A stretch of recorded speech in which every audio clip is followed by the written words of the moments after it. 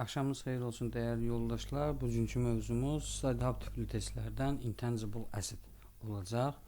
Gəlin birlikdə testlərimizin izahına baxaq. Oxuyaq, tanış olaq bir nömrəli sualla. For each of the following items indicate whether they can or can't be capitalized as an intangible non-current asset under the terms of IFRS 38 intangible asset. Deyir ki, 38-in şərtləri altında aşağıdakıların hansı kapitallaşacaq, hansı kapitallaşmayacaq. Gəlin buna baxaq. Deməli, research expenditure demiş ki, heç bir şərt daxilində kapitallaşdırılmırdı. Bu da internal generated goodwill ilə kapitallaşdırmırsan. Franchise razılaşması agreement bu kapitallaşacaq. Software proqramı da kapitallaşdıracaq. Geçək ikinci sualımıza. Deyir ki, Luigi purchased a software license for 6011 July 2015'te. The license entitled Liu to use the program on 20 computers for the next 5 years. Kostum 6000'dir, növbəti 5 il amortizasiya useful life var. Liu charges amortization on the pro rata basis. Hissəli amortizasiya edir alış və satış ilində və məndən 31 dekabr 2016-cı ildə carrying value-nu və depreciation charge soruşur. İllik depreciation charge. Profit loss-a nə getməlidir? Financial position-a nə getməlidir? Onu istəyir. Şərtdə veriləni yazırıq. Sadə bir şəkildə kostum 6000-dir, useful life-ım 5 ildir. 1 il amortizasiyamı tapıram. 1 il amortizasiyam olur 1200 və məndə burada 6 ay məsələsi var. Yəni 1 iyul 2015-ci ildə alınmış məhsuldur. İlimin sonu 31 dekabr 2015-də bitir. Yəni 6 aylıq bir amortizasiya eləyirəm. Növbəti 1 ili, yəni 31 dekabr 2016-ya qədər də növbəti ilim amortizasiyası hesablanır. Bu mənim 1 il amortizasiyamdır. Bu isə 6 aylıq amortizasiyamdır.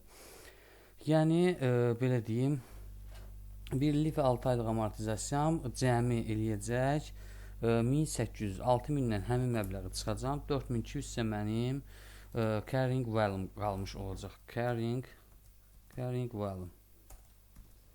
Deməli, mənim cavabım 1200 bu olacaq. 4200 isə financial position-a getmiş olacaq. Cavabımız doğrudur. Keçək bir növbəti sualımızın izahına. Which of the following statement concerning research and development cost are true? Aşağıdakılar verilənlərdən hansı ikisinin doğru olduğunu soruşur. Research cost may be capitalized if certain criteria are met. Heç bir şərt daxilində demişdik ki, research expenditure kapitallaşdırılmır. Bu variant səhvdir. Bunun əksi research cost must be treated as an expense. Əksi budur, bu doğrudur. Keçək o birisinə. Development cost may be treated as an expense if certain criteria are met. Əgər şərtlər ödənilirsə, IFRS 38 deyibsə, pay-rət ödənilirsə, onda biz onu kapitallaşdırırdıq. Bu expense kimi çıxış etmir. Must be capitalized olmalıdır. Üçüncü sualımız doğrudur. Keçək dördüncü sualımıza. Co incurs the following cost when research and development a new product for his business. Və aşağıdakıları verib. Assuming the certain in IFRS 38 intangible asset are met. What value can be capitalized? Hansı dəyərin kapitallaşacağını soruşur bizdən. Research cost demişik ki, kapitallaşmır heç bir şərt daxilində. 12.000 kapitallaşmayacaq, 18.000 kapitallaşdıracaq, 15.000 material purchase building property bu kapitallaşacaq və specific overhead incurred during building of property bu da kapitallaşacaq 6.000, amma bu 4.000-i kapitallaşdırmırıq. Deməli 18, 15 və 6.000-i kapitallaşdıracaq. Cəmi 39.000 eləyəcək. Cavabımız doğrudur. Keçək bir növbəti sualımızın izahına. 5 nömrəli testdə which of the following cost would be capitalized as intangible non-current asset. Intangible assetdir, hansı deyil kapitallaşır. 5 nömrəli sualda goodwill arising from the purchase of a business bu kapitallaşır. Specialist computer software purchase for a 6 months project 6 aylıq alınıbsa bu expense'dir, expense gedir, bu kapitallaşmır. 10 year license to manufacture a patent product bu kapitallaşır. 25 year lease of property icarə üçün 25 illik belə deyim müqavilə yer. Bu olur tangible asset, intangible olmur. Yəni bu ona görə daxil deyil. Cavabımız olacaq A, C. Doğrudur. Keçək bir növbəti sualımızın izahına. TEEDCO have been developing a new method of manufacture which they are sure they can patent and sell to other companies. They have incurred the following cost. What amount should be initial capitalized as an intangible asset? 6 nömrəli testimizdə baxaq bizdən nə istəyir? Nələrin kapitallaşıb, nələrin kapitallaşmayacağını soruşur. Material and servis xərci. Bunu götürəcəyik. Tamam, burada deməli bu kapitallaşacaq, bu və testing costu kapitallaşdıracaq. Training staff to operate asset bu kapitallaşmır və bu kapitallaşmır. Bu üçün cəmi bizə verəcək B bəndini. Keçək bir növbəti sualımızın izahına. 7-ci sualda which of the following item would be classified as an intangible asset in a statement of financial position? Intangible asset kimi təsnif olunur. Aşağıda verilənlərdən hansı ikisi? Deməli, bir franchise agreement-dir. Generate goodwill bu deyil. Staff experts bu da deyil. Computer software. Bunlar intangible asset kimi çıxış edəcək. Keçək 8 nömrəli testimizin izahına. Nə deyir? Which of the following correctly stated? Şərtli oxumağa heç ehtiyac yoxdur. Əgər deyir şərtlər ödənirsə, research və development expenditures necə olacaq? Research heç bir şərt daxilində olmadığı üçün must be written off olmalıdır. Maillər olmaz. Must olan variantlardan biri olacaq. Ya B-dir, ya D-dir. Şərtlər ödənirsə, bu da mütləqdir ki, must be capitalized, kapitallaşdırılmalıdır. Yəni, mütləqdir ki, kapitallaşsın. May olmur burada. Cavabımız doğrudur. Keçək 9 nömrəli testimizin izahına. 9-da deyir, prior to 30 April 2016, Marley had paid 300.000 to fund the research project. Bu gedəcək research deyir, görürsünüz. Bu gedəcək expense-ə.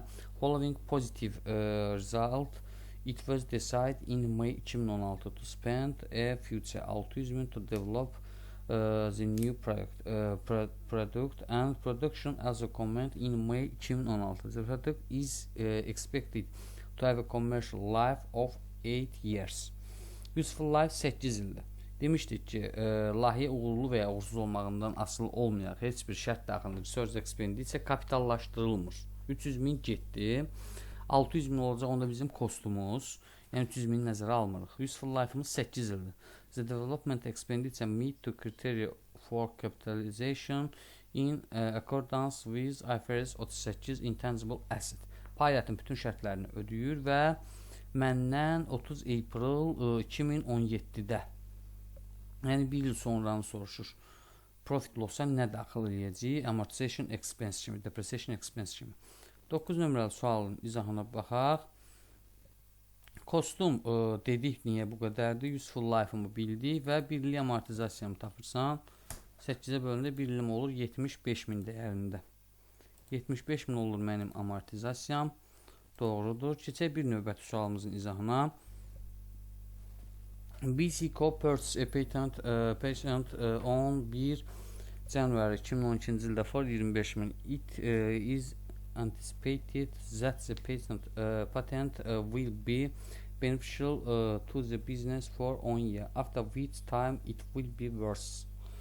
Deməli, 25.000 kostumdur, 10 il useful life var və məndən 31 dekabr 2016-cı ildə bunun dəyərini soruşur. Yəni, tamı-tamına 5 il istifadə etmirsən, 6-cı ilində bu məhsulun məndən dəyərini soruşur. Baxaq, kostum 25.000, useful life-ım 10 ildir.